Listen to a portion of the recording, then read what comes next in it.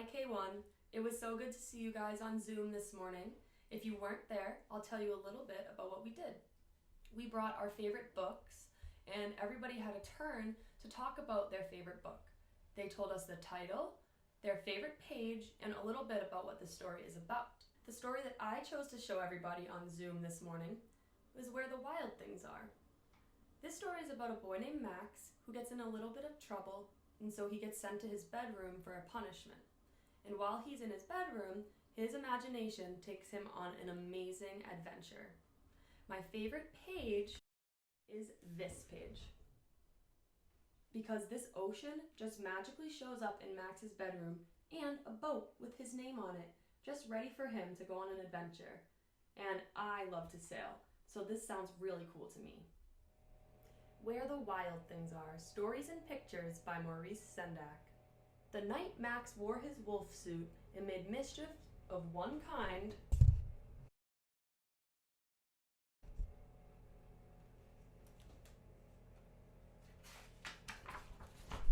or another,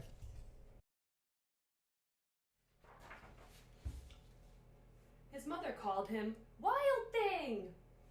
And Max said, "I'll eat you up!"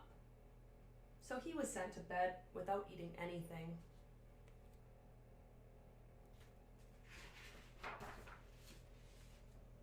That very night in Max's room, a forest grew. And grew.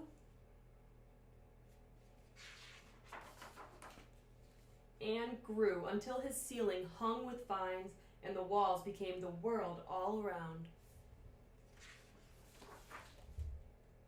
And an ocean tumbled by with a private boat for Max, and he sailed off through night and day. And in and out of weeks and almost over a year to where the wild things are.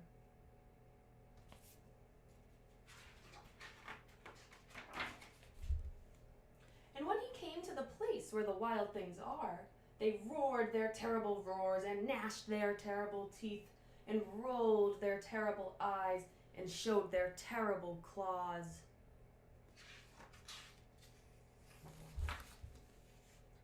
Till Max said, "Be still!"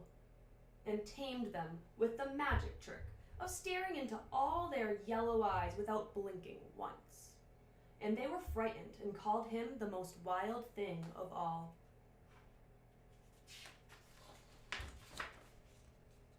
And made him king of all the wild things.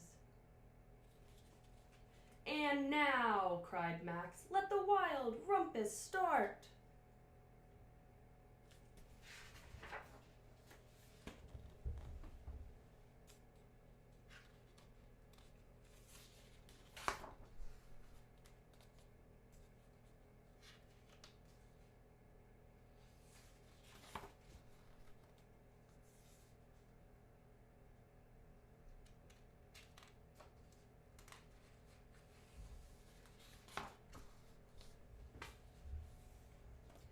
"Now stop," Max said, and sent the wild things off to bed without their supper.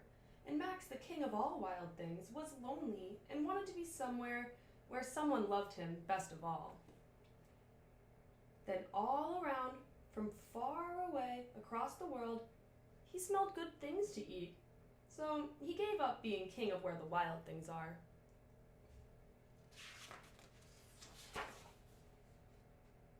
But the wild things cried, "Oh, please don't go. We'll eat you up. We love you so."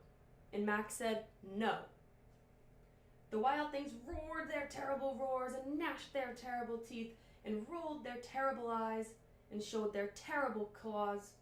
But Max stepped into his private boat and waved goodbye.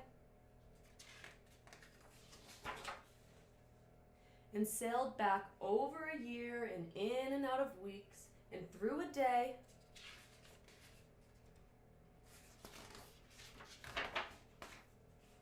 and into the night of his very own room, where he found his supper waiting for him.